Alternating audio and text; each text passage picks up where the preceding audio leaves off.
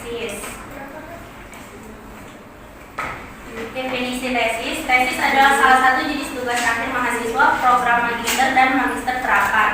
Tesis merupakan karya tulis hasil penelitian orisinal yang memberikan kontribusi signifikan terhadap bidang ilmu tertentu. Karya ini disusun berdasarkan metode ilmiah dan dikembangkan melalui pemahaman yang mendalam. Tesis juga memiliki kedalaman analisis yang lebih tinggi daripada skripsi, lebih kompleks dalam metodologi dan interpretasi hasil. Selanjutnya di sini ada manfaat tesis. Yang pertama itu pengembangan ilmu pengetahuan. Tesis bukan hanya tugas akhir, tetapi juga bentuk kontribusi nyata mahasiswa terhadap ilmu pengetahuan. Contohnya itu melalui penelitian tesis kita bisa memperkaya teori dan konsep yang sudah ada. Selanjutnya yang kedua melatih keterampilan riset. Dalam prosesnya mahasiswa belajar merumuskan masalah penelitian, menentukan metode dan pengumpulan dan menganalisis data sampai menyimpulkan hasil. Jadi melatih kemampuan riset sangat berguna di dunia akademik maupun kerja. Selanjutnya yang ketiga keterampilan menulis akademik. Mahasiswa belajar menyusun tulisan dengan sistematika yang benar seperti latar belakang, tinjauan pustaka, metode dan hasil penelitian. Ini penting agar hasil penelitian bisa dibaca dan dipahami dengan baik oleh orang lain. Yang keempat adalah persiapan karir. Melalui tesis kita menunjukkan bahwa kita mampu berpikir kritis, meneliti dan memecahkan masalah. Kemampuan ini sangat dihargai di dunia kerja, terutama di bidang yang berbasis penelitian dan analisis. Yang kelima ada penyelesaian masalah nyata.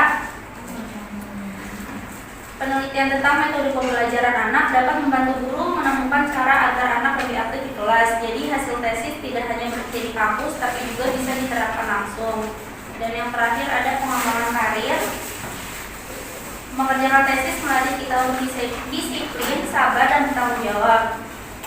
Jadi dari proses panjang itu kita belajar mandiri dan tidak mudah menyerah saat menghadapi kesulitan. Ada tesis kuantitatif, yang kedua ada tesis kualitatif, yang ketiga ada tesis eksperimental, yang keempat ada tesis pengembangan atau tesis aplikasi teori, yang kelima ada tesis tinjauan literatur.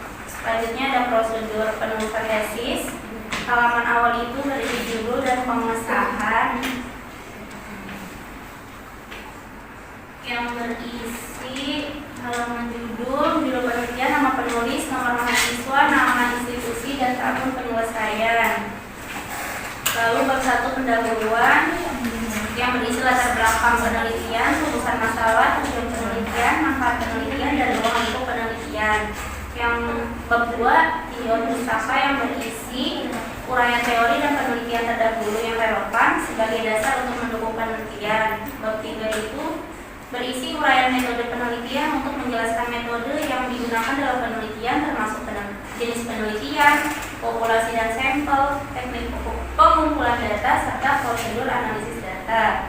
Selanjutnya ada lampiran draft, instrumen penelitian atau data sekunder sebagai bukti.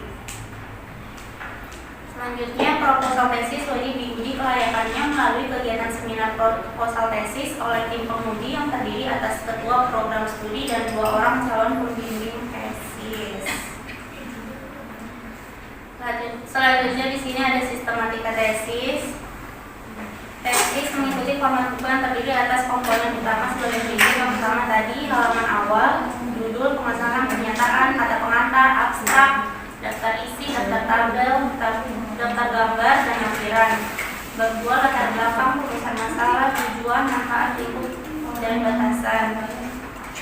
Bab 2 tinjauan pustaka, teori penelitian terdahulu, konsep utama, tiap penelitian. Bab 3 metode penelitian, ada jenis penelitian, data sampel, instrumen, teknik analisis. Bab 4 hasil penelitian, yaitu yang terdiri dari data, tabel, grafik, temuan utama.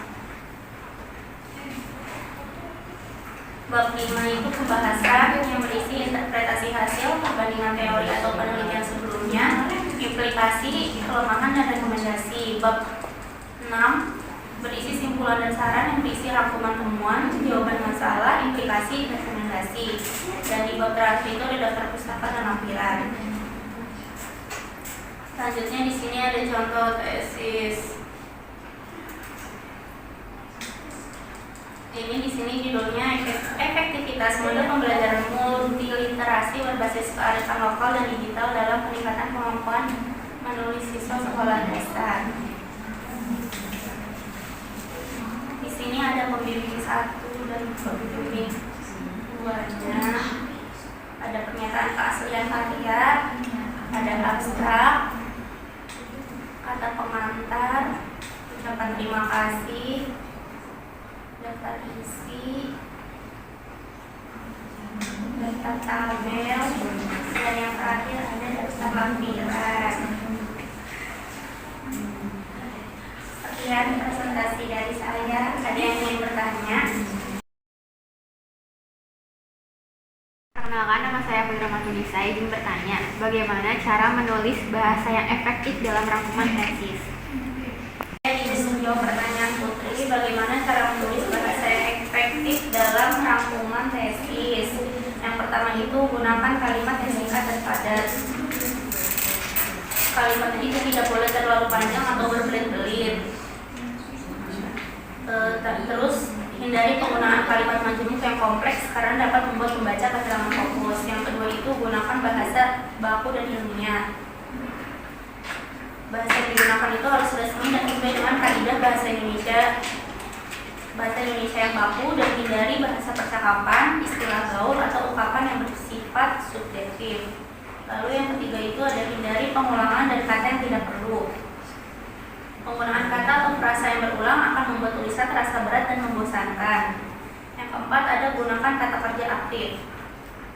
Kalimat aktif lebih mudah dipahami karena langsung menunjukkan subjek yang melakukan tindakan. Selanjutnya yang kelima ada gunakan transisi atau kata hubung yang tepat. Kata hubung membantu menjaga alur logis antar kalimat dan paragraf. Yang terakhir gunakan bahasa objektif dan netral. Tesis harus bersifat ilmiah sehingga hindari kata yang menunjukkan opini pribadi seperti menurut saya atau penulis yakini gitu. Bagaimana Putri? Sekian presentasi dari saya. Kurang lebihnya mohon maaf. Wassalamualaikum warahmatullahi wabarakatuh. Waalaikumsalam.